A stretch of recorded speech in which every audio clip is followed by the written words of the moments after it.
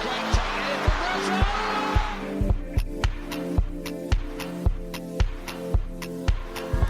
stuttering start, but they're ending the season with momentum. Manchester City, Continental Cup winners 2022. Hello and welcome to MCW Fancast. I'm Emma, thanks for listening. 2 defeats on the bounce in the Women's Super League for City, who are still searching for their first points of our season campaign. They'll have to wait a little bit longer to get their season up and running as we now head into an international break. This week I'm joined once again by Dave and Paul as we decipher our recent league clash away to holders Chelsea. Dave, Paul, thanks for joining me. How are you both doing? Hi Emma, yeah, fine, thank you. Yeah, good. Much more positive this week. Yeah, much improved performance against Emma Hayes' Chelsea. Plenty to build on for Gareth Taylor. Dave, let's start with you. What did you make of the overall performance on the day? I was very happy with it. We went into the game and personally, from my own personal point of view, all I wanted to see was a vast improvement from the team for the performance at Villa. I think we got that right from the early knocking the game. I thought the tempo was better, the passing was better, the overall confidence in the team was better, and I actually thought we were a better side, especially first half. I thought we were very unlucky to go in at half time behind against, let's face it, the best team in the league. They are the champions, and there aren't many teams that are going to go to Kingsmeadow and take 3 points off Chelsea. And I all round them, I thought it was a much better performance, and we can go into areas and players and everything in a bit. But overall, it was a much better performance. Yeah, I mean, you spoke about that, the goal, obviously heading into the break, and obviously it did come late on through Frank Kirby. I mean, did that come as a bit of a blow? It did, especially the timing of it. I think.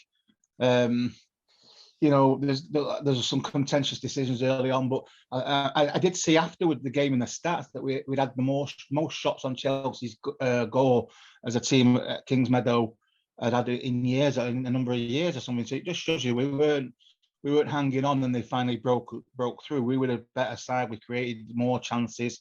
We had more corners. I'm not criticising the team for not taking any of those chances. It was one of those things, but because I actually thought the front line played very well. I thought Bunny Shaw was excellent and one of the players that you could single out for a great display. But the goal, yes, it will have deflated the team going in at half time. I'm sure to have been 1-0 down because they were a bit unlucky to be that. But overall, even it's not often you leave a game like having lost 2-0 and come out of it feeling quite happy. But the City fans that were there, we were there. We're happy with the performance. Not happy with the result, obviously, because you always want to try and get something, and we certainly could have done. And right till that second goal, that penalty being given, we were certainly in the game. The tempo tailed off a little bit second half. I've seen people say that City were very good first half and not so good second. To be fair, the tempo tailed off for Chelsea in the second half. The whole game tailed off a little bit in the second half. And Emma Hayes herself, I know it's a post-match, she said it was a very typical second game of the season. It was very fiery and full on in the first half, and it tailed. Both teams, I think, tired second half a little bit, which you get in these early games, and I think there was a little bit of that. But at no point, and certainly until that second goal, was City out of the game, and it was such a better performance. If we'd have played like that Aston Villa, I'm very confident we might have got a different result. And what about you, Paul? How did you feel about the game? A vast improvement, as Dave says. I mean, the start he was referring to 12 shots on Chelsea's goal, which is unheard of. I think partly that was to do with the fact that the team was set up better, seemed to understand their roles better. As Dave rightly says, the passing was much crisper. They got stuck into Chelsea. They didn't give them any time on the ball. I thought the two fullbacks that came in, Kaspari and Arabi, did a great job. I think that they showed that they're quality players. Probably a little bit of criticism that neither of them got forward as much as we would normally expect in a City performance, but I think there was they were feeling their way back to confidence, and I think they can come out in that game against, as Dave says, not only one of the best teams the best team in our league because of the champions, but one of the best teams in Europe, having acquitted themselves really well. I mean, Bunny Shaw bullied their defence in the first half. She gave Buchanan a dog's life for the first 45 minutes, and Millie Bright as well. She really got stuck into them. And not just because she's a big player, but because she's a clever player as well. And I think that gave the team confidence that, that we could get, we could create chances. Laura Coombs, I thought, had another fantastic game. She can't be a million miles away from an international call-up, the way she's playing at the moment. And Alexandria seems to just sit much much better in that midfield. And Castellanos played really well as well. Some lovely touches. There was one little shimmy she did that caught their defence out, and I thought, yeah, that's class. That's class. So overall, Berger pulled off 2 great saves. A world-class keeper had to do a lot of work in that first half. So where I would have a criticism, I think, of the manager is, as Dave says, the tempo sort of flagged after about 60, 65 minutes. We didn't make a substitution until nearly 80 minutes. You could bring Haaland on with 10 minutes to go. He's not going to change your game. You've got to give players enough time. He should have been making changes, particularly bringing Mary Fowler on for me about 70 minutes, just to give us a bit more energy. But overall, massive improvement. And we can go into other games now feeling really confident we can get a result. Were you disappointed, Paul, that we weren't able to get anything out of the game? Obviously, 2 games in and we've not yet picked up any points, this season so far. How does it sit with you? It's disappointing because I think it's made more disappointing by the fact that we didn't play so well against Aston Villa, where we would expect to get at least a draw and probably win that game. So we went into the second game against the best team in the league. And I think some of us, if we're honest with ourselves, I think some of us feared it could have got bloody. It could have got, we could have gone down really badly. The exact opposite was true. We matched Chelsea, certainly in the first half we were the better team. And I think we matched them pretty much in the second half as well. So I'm very disappointed we didn't get a result. But I'm also really pleased that we went to a tough ground against a top team with, a rabid fan base who really, get behind their team. And we gave them a really, really stiff test. And I think Emma Hayes was generous enough to say, it wasn't easy. You don't expect it to be easy against City. So I'm disappointed, but I'm encouraged by the fact that the players really gelled together in a way that is quite encouraging so early in the season and so early in their development. I think Blandy from the official supporters club was saying that this feels like almost going right back to the start of City when we were starting to build the team. I don't think we're quite at that stage, but we're certainly in a transition rebuilding period. And if we can go to Kings Meadow and come away only losing 2-0 and having acquitted ourselves really well and made some really good chances, then we should take that as a positive. Dave, last week you spoke about how much of a tough place Kings Meadow is for any team to go. Did it feel like that on the day for you? Obviously being down there with the fans, it was quite a good crowd down there, and we spoke about that and it potentially being a sellout. Did it obviously translate with the fans behind Chelsea? Did that come as a bit of something that City struggled to manage with, maybe? I wouldn't say no, because City are quite used to it. We're quite used to it as fans. They sold out the ground. So there was a good atmosphere on the day. But there's quite a lot of City fans there, all massed behind the goal. So no, I thought we acquitted ourselves quite well. And as some of the players Paul mentioned there, that came in, this is a new side. We've got to always remember that these players have come in this summer, and it might take a while for some of them to settle. But if you look at something like against Villa, there was a big gap between Alexandre and the forward line. There was no link up almost. It couldn't get the ball to Bunny Shaw at Villa. But last week, someone like Castellanos came in and she provided that link. And I thought she had a very, very good game, Castellanos. I thought she was, touches and a link-up play. And she just provided that bridge between the likes of Alexandria bringing the ball out from the back and getting it up to Bunny Shaw, who was excellent, as Paul said, with her back to goal. And, she was bullying. Let's face it, Millie Bright is a very experienced centre-half. She's been around a long time in this league. She's the England international. She's a top centre-half. And she had her work cut out with Bunny on Sunday. And considering she didn't score, which, sometimes strikers get judged solely by goals on a game, she didn't score in the game. I thought she was excellent. She got our player of the match on the poll that we do afterwards. So, it wasn't just me saying that. A lot of people voted for her in the poll. She had a great game, Bunny. But she was helped significantly, I thought, by the tactics of the team were much better. And what that pleased me, because it obviously meant that they worked all week on putting right some of the wrongs from that Villa performance. You can't go back and change a game. We all know we weren't good enough at Villa. No one's hid from that fact. But what you can do is work hard to put those wrongs right. And I think we did. It was unfortunate that you can look at your fixture list at the start of the season, and probably Chelsea away is your toughest game. Certainly that, and Arsenal maybe away are your toughest 2 games. So you would have wanted ideally to have had a better game to go to after Villa than Chelsea away, because you've really got your work cut out, as will every other team have the work cut out when they go there. But all you can do is go and set up right, play well, and acquit yourselves well. And we certainly did that. And you could tell by the end, the players came over to the City fans and they got a standing ovation. All the fans were clapping up. Everyone was happy. You couldn't have given any more, really. That didn't happen at Villa. People were not happy with that performance, but people were very happy with the performance at Chelsea.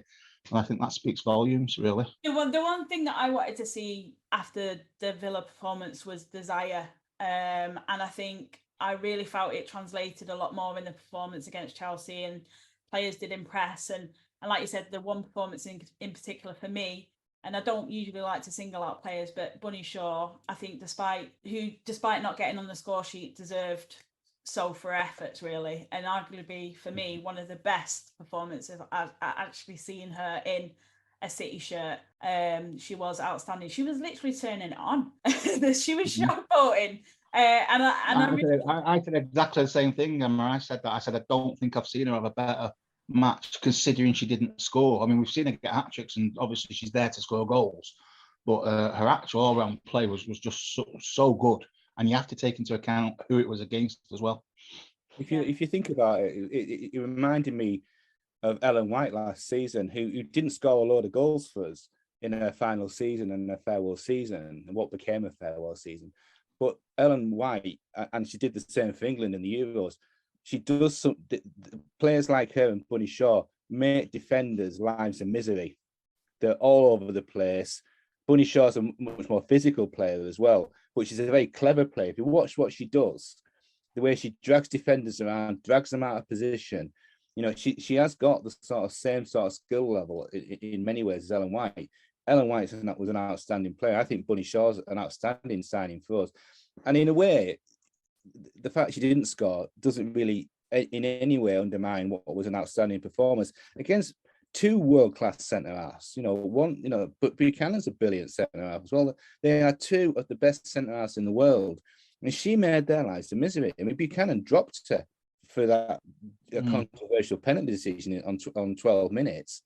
All she could do was clatter her. She done a Harry, Shaw had done a Harry Maguire on her. She bamboozled her, and she just clattered her. Now, looking at it, it wasn't a penalty, but I've seen them given.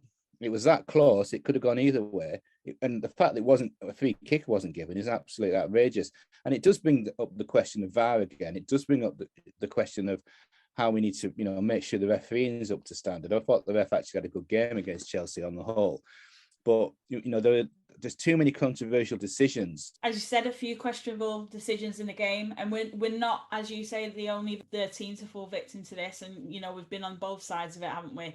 Sometimes it goes your way, sometimes it goes the opposite. And again, it does ask the question: does it highlight the need for VAR in the women's game? I mean, it's a bit Marmite. I mean, I know some people are for it, some are against it. We've not even got the minimum goal line tech at the moment. We've asked questions over refereeing, officials, upping the standard. But how soon do you think we need to see it in the game, Paul? Well, I think we need to do 2 things, I think. Firstly, we need to create a panel of full-time professional referees like they've got in the Men's Premier League. There's only 10 teams in our league. We only need 9 referees who are professionals, have a panel of 12 for injuries and the rest of it. So that every game has a professional full-time referee who's properly assessed by the assessors. So that every game we're guaranteed at least a person in the middle, and hopefully it's a woman, that the official in the middle, the referee, is full-time. That's their job. Because managers will lose their jobs. Players will lose contracts. Teams will go down unless we start getting this right. That will at least give us a regular standard of refereeing. And then we need to think, probably for next season, do we want to bring VAR into the league? I'm not a massive fan of VAR, but given that we're still in that transition period in terms of the officials, I think VAR will help them out and make fans feel less cheated. Because at the moment, I think a lot of fans feel cheated when a dodgy offside decision goes against them. You know, if Gareth Taylor loses the next couple of games and there's another couple of dodgy decisions, he could get the sack. He could lose his job because of this. And that doesn't seem right to me. So we definitely need to think about professionalising the at least some referees in our league. What are your thoughts, Dave? Can't argue with that, really. I think that would be the way to go. Forming a panel, professionalising it. As you said, Emma, we've not even got goal line technology. Surely that can be the first step. Bring that in just as it was in the minute. I don't think, although people don't like, some people are for VAR, some are not. I think everyone's in agreement with the goal line technology because it's not really argued with, is it? Because it's there and it's black and white. So that's the first step. VAR, though, like regardless of where you sit on the fence with it, everyone, you know, whoever you talk to wants to see improvements in the standards raised. We need the standard needs raising. The referee, let's go on last season, because we only had 2 games this season. Last season, I went to pretty much every game, more or less, you know, and the standard of refereeing was not good enough. There's no two ways about it. It wasn't good enough. Across the board, that's not just City, that's across the board. We got decisions given to us that shouldn't have been as well. So I'm not saying it's a City thing, this, and everyone's against us, they're not. But the standard overall needs to be raised. Now, how do you do that? I think what Paul's suggesting is at least a start to professionalise it, to get this pool of referees that get to know the players and get to know the job and all that, and it, you know, and hopefully then the standards improve. Does VAR help them? I would probably suggest in the men's game they would say it does, but it needs to be used right. It's not always used right, in my opinion. That's a whole different debate. I'm no fan of UEFA, for instance, in the Champions League, but they do seem to use it better. They make the ref go and make decisions and look at the screen himself rather than someone 50 miles away sometimes making a decision, you know, things like that. But yeah, those are all like things, those are all refinements that could be added and sorted as it goes. But I think we will see it. I think it will happen. I think it's inevitable that it'll happen. Yeah, I think it may come sooner than everybody thinks. You know, there has been discussions about it. I think, again, just the basics, you know what I mean? We've just got to expect better standards, because it's not just, as Paul quite rightly said, you know, it doesn't just affect the game. It affects, you know, really important decisions in the game. But not only that, that could impact the players, coaches, and managers. You know, it has a great impact. I wouldn't expect to turn up to the derby on Sunday at the Etihad and see some bloke that by day is a, you know, truck driver and you know, at the weekend is a referee. I expect to see top class, world class players refereed by professionals. You know, Chelsea versus City, Chelsea versus Arsenal, United versus City, all of those big games is wall to wall internationals, world class players. They have a right to expect to be refereed by people who are their peers, who are professionals. I think the standard of refereeing in the time I've been watching the women's game has improved. I think there's some very good referees in the league now, but you can't, you know, we hear Jill Scott always talks, doesn't she, about, you know, and like Scott talked about, you know, the weekend, you know, working in the laundry or working as a you know, a sports assistant and then trying to be a professional footballer. And we've got rid of that in the game. Women now concentrate on their profession, the thing that they're good at. So why can't we have referees that are in the same position, that are paid a reasonable salary, that they can give up the job and do the thing they love and the thing they're good at? Because there's some really good refs in our league, but you can't keep asking part-timers to do it, because it's not their fault, is it? You know what I mean? No, it's not. It's not. And in fairness, the standard has got better. It has got better, but it's inconsistent. So you can't rely on the fact that you might get a good ref or you might not. That's not good enough. When people are being paid to, you know, people are paying to get in, you know, and you know, let's be honest, you know, even in the men's game, referees make mistakes, decisions that can go wrong, you know, and that's very experienced referees. But you know, you learn to live with that, because you know that's what they do. You know, that on the whole are pretty good and they try, you know, doing a good job.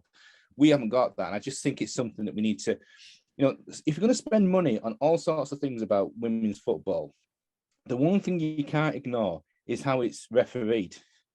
Because if you don't referee it properly, then games can become farces. And we're lucky in the women's game. You don't have the time race, and you don't have all the sort of stupid tackling and all the mad aggression and arguing with the referee. But if that comes in, and it may well come in at some point, you need officials that can deal with that and keep the game running. It's not just about making decisions. It's about game management, and I think you can only learn that if you're doing it full time. You need that support. It tarnishes the game, and it becomes more of a focal point than the actual game itself. Exactly. Which obviously is an issue. But I mean, do you think therefore that the women's game has perhaps grown maybe quicker than they expected? There could be an element of that, yeah, but I mean, it shouldn't have done.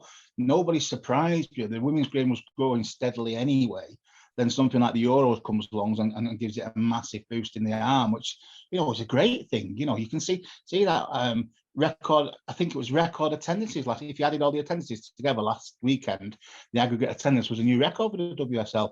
Because Arsenal played at the Emirates, and the other big games we got 6,000 or something at Villa the other week. We got 4,000, 5,000 at Chelsea. The attendances are good so far. The Euros has given it such a great boost that it could have caught them out. I think what they'll have to do, what we don't want, I don't think they'll bring it in halfway through a season. I don't agree why they do it in the Men's FA Cup, where if a game's played on a Premier League ground, it has VAR, but if it's played on a non-league ground, it doesn't. I don't think in the same tournament you should be able to do that. I think that might be in a bit of an uneven playing field. So, they need to make a decision now that, say, for the start of next season, let's bring it in some aspect. Let's get the infrastructures in. And if you're in the WSL, if you're playing in the Super League, then you need to have that facility for instance, goal line technology. Every club should have that. If you're playing in the WSL, just like you have to have it if you're playing in the Premier League. And be, as Paul suggests, maybe this pool of referees, professional outfit for professional players to rely on, and VAR. I think we will see it. So there's no point in waiting, say, 2 or 3 years if they're going to do it. Let's do it. Let's get on with it and iron out some problems. Let's not just do it as an afterthought next summer. Oh, let's just stick it in with 2 weeks to go, which is what sometimes tends to happen in women's football, and I don't like that. Let's plan now. Let's plan now for it coming in next season and try and get it right. If the narrative is that we want equality of pay and respect and recognition in the women's game in relation to the men's game, then it follows that the women should be able to access all the tools and toys that the men do in order to make sure that decisions that are made are either made properly or properly reviewed. I mean, as you said, Dave, goal line technology is a no-brainer. That's everybody accepts that is a sensible way to go forward. If you're a lines person, you can't always be in position to see whether the ball's going over the line. It's a simple bit of technology. Get that in. That should be straight in. As you say, think about VAR. If we want equality in the game, then the women at the top level should have the same access to the same tools, and the referee should have access to the same tools as in the men's game. That's true equality, and I think that's an important. It would be an important indicator to say we're taking this seriously. We want equality to be right across the board at all the aspects of the game. So let's not tinker around the edges. Let's make sure that equality is real, not some lip service. But what I don't want to see also is, like I mentioned before, for instance, Liverpool play Everton at Anfield and they have VAR because it's at Anfield. But then, like last night, Everton go back and they play at Walton Hall Park against Leicester, and they don't have it. And that's it. I think if it's in the competition, it's got to be at every fixture. So every club has to have it all, the goal line and the VAR. If you're going to bring it in, it has to be equal, because otherwise you're going to get decisions given in some games that wouldn't be given in other games. And then again, that's a different sort of uneven playing field, but it's still an uneven playing field. So you make it clear to the clubs that as of next season, for argument's sake, you need to have this in place. This infrastructure needs to be in place. And the clubs that need help to get it in place can have help to get it in place. But surely that would come as part of the investment. Is that not? Yeah, I would hope so. Yeah, I would hope so. Maybe, the money they're getting from Sky with the new broadcasting deals and things, it could be used for that. Obviously, you might have to look at who was coming up as well out of the Championship. Maybe if you, I mean, ideally include the Championship in it. But I know, I know that's a bigger thing because they're not all professional clubs and it's harder. But certainly WSL, definitely the WSL should have it. I don't think it's a question of if it'll come in. It will come in. So let's get it right. Let's do it right so that it works when it does come in. That's the issue to me. Not if it'll come in, when it comes in, and getting it right. The thing, there's two things, David. And I think you make a good point about the broadcasters. The broadcasters are welcome VAR because VAR is part of the whole sort of with the way the game is presented. Let's look at the VAR. The VAR is on the screen for viewers at home, and obviously in the ground as well. The VAR screen will be up. The other thing I think that's really important is, you're right. Every ground should have it. There's less teams in our league. This is not a logistical or hugely expensive experiment, a thing to bring in. There's less. We've only got 10 clubs in the league, so you only need to do it at 10 grounds, and it would also be a very clear indication to those clubs, not unlike ours, that haven't got don't necessarily play at a purpose-built stadium, that we're investing in the game, we're investing in your ground, we're going to put cameras in, we're going to make sure that this is a fully professional experience for people. So yeah, I think you're right, Dave. It will come in, and for me, the sooner the better, because there are just too many decisions in the league at the moment. And there's been a couple of articles. ESPN, Sophie Lawson on ESPN has done a really good article this week on it, and I think I'd recommend people read that.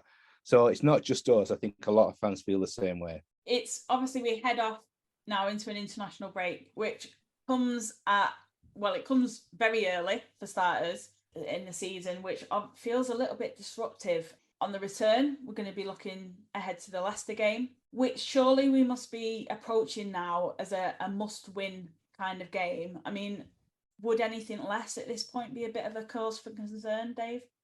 Yeah, definitely. I mean, first of all, to say we haven't had a home game yet and we're not getting one to the middle of October is terrible, really.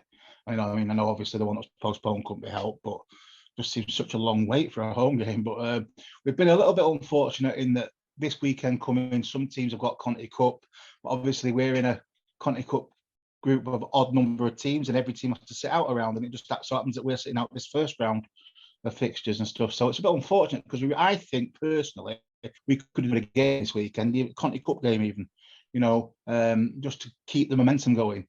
And then you've got the internationals next week, and then we've got this Leicester game you talk about, Emma. So everyone will be playing still every week. We've got to sit out a week now. Then we go away for internationals, and you know what internationals are like. We all sit here thinking, God, I hope we don't get injured, especially when these internationals are friendlies. They're not even qualifiers. So I personally, I think there's too many internationals. It seems to break up the momentum for the club teams we talked about last week. It's very stop-start, the women's season, where you get 2 or 3 games in 2 weeks, and you don't play for 3 or 4 weeks again. That's the whole infrastructure again that he's looking at. But coming into that Leicester game, that Leicester home game, it is a must-win game. Of course it is, yeah, because we've not got any points on the board. And Leicester at home is a game we should be looking to win, whatever's gone before. That's the sort of fixture we should be looking to get 3 points at that. And I'm sure that the team will be up for it. And if they play anything like they played last week, I'd be confident they could get a result. In fact, I would go as far as to say the next few fixtures, we should be looking to pick up maximum points. I was looking at the next few fixtures, and that would shape our season now. Starting with the Leicester game, let's start with that Leicester game, 1 game at a time, the old cliche, and start building up a bit of momentum, getting some points to back up the performances. I'm looking forward to it, but obviously it just seems a long way off at the moment, to be honest with you. And that month of October, obviously Leicester, Tottenham away, and Liverpool at home. So 3 winnable games there, Paul. Do you not think? Absolutely. I think Dave's right. I think we've got a good chance of picking up maximum points if we play like we did against Chelsea. It is a must win. If we didn't win that, if we lost against Leicester, we'd have dropped 9 points. Now that 9 points, you're never going to win the title, having dropped that many points so early in the season. And even 9 points, you're up against it for top 3 at that point. Against, there's the top 4 or 5 teams in this league are not going to drop a lot of points. So, you know, can't afford to drop 9 points so early. I think we will beat Leicester if we play like we did. I think I think that's a very winnable game.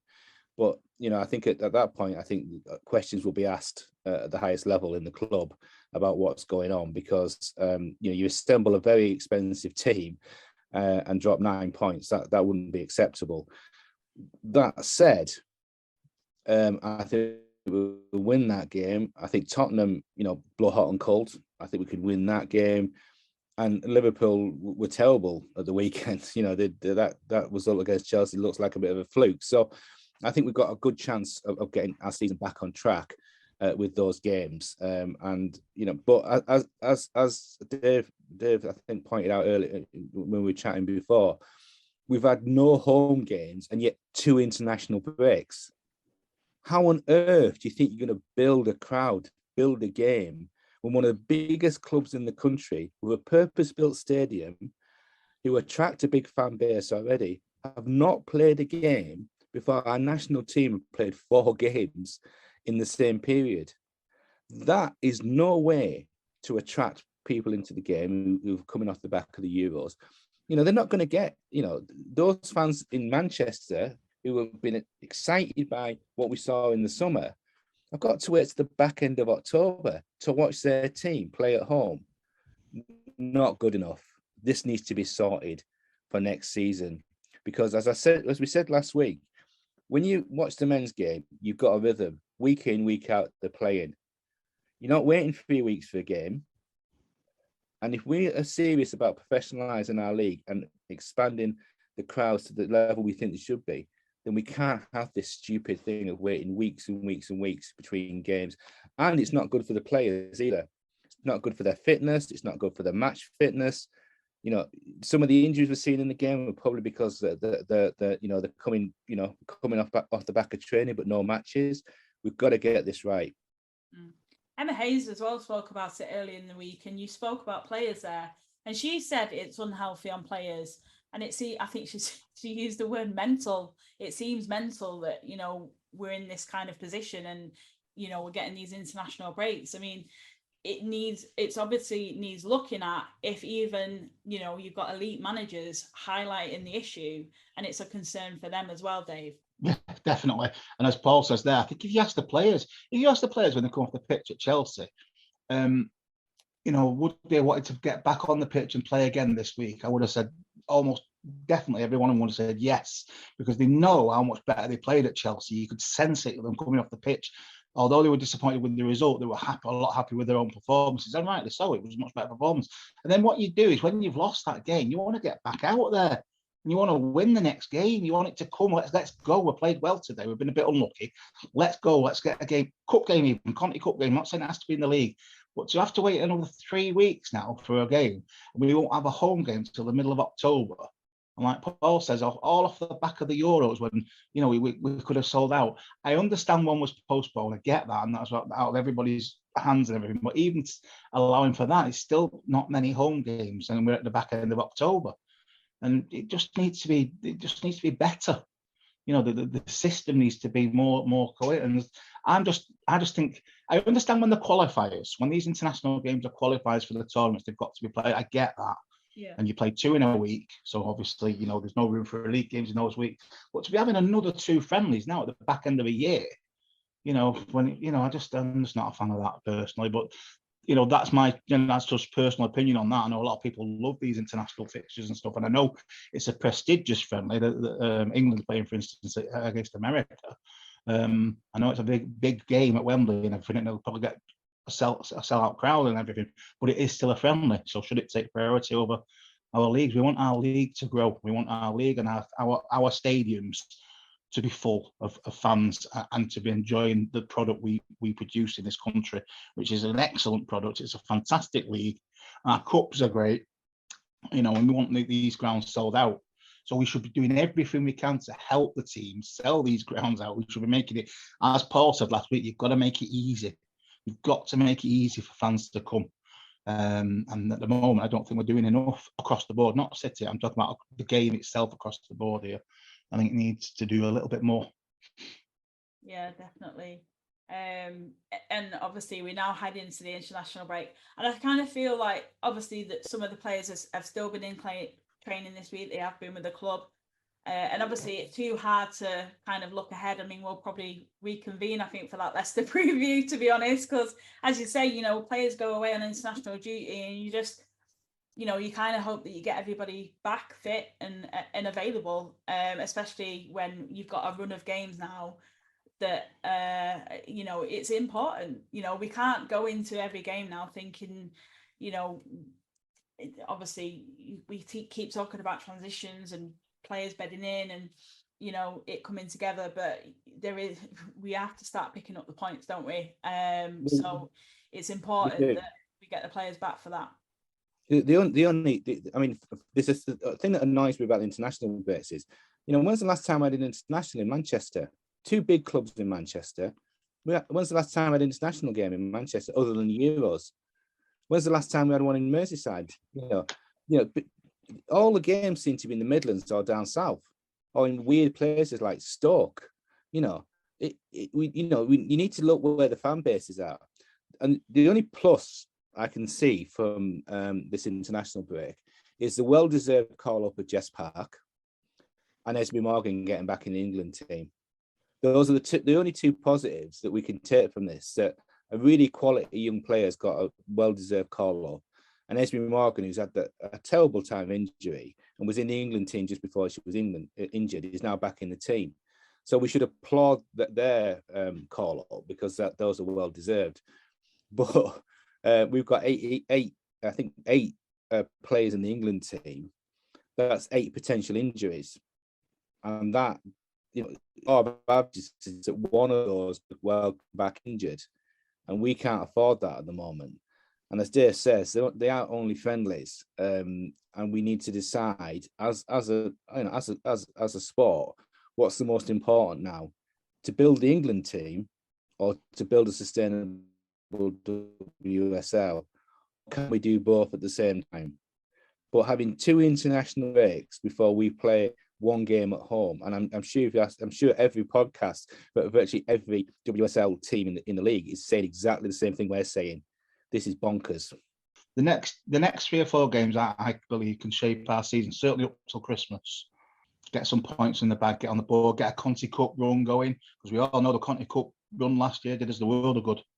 It really did help us get some confidence brewing in the team, and we ended up winning it as well. So I've seen some people deride the Conti Cup online this week and take the mick out of it. I mean, there's only 3 trophies to win domestically.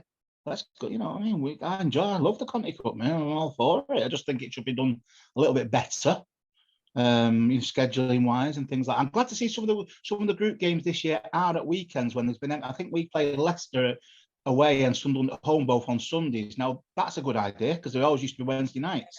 Now that's a good idea, because it's filling in a weekend that could be spare. It means there'll be a better crowd for the cup games, than we used to get, say, on a Wednesday night. So that's good. I'm glad to see that, and I believe the Leicester one hopefully might even end up getting played at King Power. So that'd be good. So there are slight improvements being made to the Conti Cup there. I'm glad to see that, because I'm a supporter of the Conti Cup. I just don't think that it gets the treatment by the powers that be that it should do sometimes. It's a very important cup in City's history over the last 10 years. We've done very well in it. Well, it's also an opportunity for clubs like Blackburn and Sunderland and others that we're facing to play top quality teams, to raise their game for their young players and their young teams, to play in a big stadium, to play against good players, to test themselves. Let's not be snobbish about this. We want the game, we want the pyramid to get stronger as far down as we can make it. So the fact that teams will be able to play against WSL teams in a very different environment, I think is a brilliant thing. I'm not a snob about this Conti Cup. I think the Conti Cup's a great opportunity for clubs to win a trophy, to have a run, to test themselves against quality opposition, and as you say, Dave, there's only 3 trophies to win. Yeah. So and last season we were we won one and we were in the final of the other, and had a shot at the third one. But for a lot of clubs, the Conti Cup is for clubs. like Reading or Brighton or Leicester or Liverpool and United and others that are relatively new to the league, they've got a shot at winning that cup, because anyone could win that cup. Do you know? I was just going to say, Emma Hayes wasn't a big fan of the Conti Cup till she won it, was she? No. Exactly. I know, and I can speak from experience that Emma is a big fan of it, aren't you, Emma? Because I remember you at the cup final last year. You enjoyed that one, didn't you? Yeah, I was a bit drunk, to be fair. Probably enjoyed it a bit too much. It was a great day out, that. It was a very. I just think it's one of those, in it, Chelsea, City, to have that final, even though it was Conti Cup, but to have that final as our first final together, it was just so exciting. And the fact that it obviously delivered in terms of the result as well was incredible. So yeah, I'm all for it, because I think it's a bit like the League Cup in the men's. You can win it, you put it on the shelf, and then you get on with your season. It doesn't have to affect the rest. It doesn't get in the way, and you could end up winning 2 trophies. Then I've seen the City men do that many times: win the League Cup and go and win the title. It doesn't get in the way. We haven't got Europe this year now, so we haven't. We wish we did have. We haven't. So let's go for the 3 domestic. Go. Certainly the 2 cups are winnable, as Paul says, because anyone can have a cup run. I think if you ask any player who's won the Conti Cup and said, "What do you think your medal's a bit of a sort of Mickey Mouse medal? That you like your under-12s medal where you won when you were a star kid," and and sneered at it, they go, "No, this is a really serious competition. It's a lot of hard work to win, and I've got a winner's medal. I've got a medal that says exactly we won a cup." And so this idea that it's some sort of Mickey Mouse trophy, completely. I don't like nonsense. That. I went to the final in 2014 when we were massive underdogs our first season, and we beat Arsenal to win the Conti Cup. And that is still, men, women, whatever, that's still one of my best ever nights as a City fan. That was a fantastic night out, that, because we went into that final. Basically, no one gave us a chance because we were a new team. It was our first season. Arsenal still had a lot of established players who'd won the Champions League still in that squad and everything. Kelly Smith was still knocking about and everything in that team. And we went there and we beat them. And ever since then, I think it's been an important cup to City, because it gave them that first trophy in that first season. It set the journey, set the standards for the journey right from the very first season. So that's why I think personally, to the club and to long-standing fans, I think it's a personal trophy. We have a lot of time for it, and I certainly do, definitely. I had one of my best games there when we went to the final of Bramall Lane. What a game that was as well, yeah. That was another one, yeah. Great game for 90 minutes. Extra time was rocking. Penalty shootout. We win the cup. What's not to like about that? What is the negative about that? A load of City fans, a load of Arsenal fans going, we've had a day out at somebody else's ground, watching 2 really good teams have a go at it. You wouldn't think that you couldn't say to those 22 players, "Oh, it's not a very serious game, this." When there's a big trophy staring at you, you're going to give it everything. And as you said, Dave, like the Men's League Cup or whatever it's called, whatever version of it is now, teams have won that you would never expect to win the League Cup. So it's an opportunity for everyone in the WSL and outside the WSL to potentially win a trophy. It's tougher to win the FA Cup, I think, but the Conti Cup, I think, is winnable for a lot of teams, and I'm all for it. I think it's an opportunity, particularly in the for clubs to just really play clubs you would normally play, see other standards of football, but other clubs to come to our place, see a purpose-built stadium, see the setup. There'll be players in the teams that are coming that are in the Championship and elsewhere, and they'll come to us, and some of those players will think, "This could be me. I want this. This is what I want. I want to work harder, train harder, realize my talent, and be able to play in a stadium like this week in, week out." That's what these things are about. It's about inspiring players at different levels and fans at different levels to want more out of our game. And if the Conti Cup does that, and the players can walk away with medals, so some players will only ever walk away perhaps with that medal, then what's the negative about that? It's a great note to finish on there, Paul. Thank you so much, both of you, for your time this evening. Enjoy the international break. Fingers crossed. Yeah. And we'll catch up in a couple of weeks' time ahead of the Leicester game back at the Academy Stadium for the first time this season. Cheers. Right. See you, Emma. Bye. And that's it for this week. Thanks to Dave and to Paul for joining me on this week's episode. We'll return with the podcast in a couple of weeks upon the resumption of the league. If you're not already, make sure you're following us at MCW Fancast. And if you're enjoying the podcast, please drop us a 5-star review. And if you're not enjoying it, don't leave a review. We're sorry. Enjoy the international break. We'll be back soon.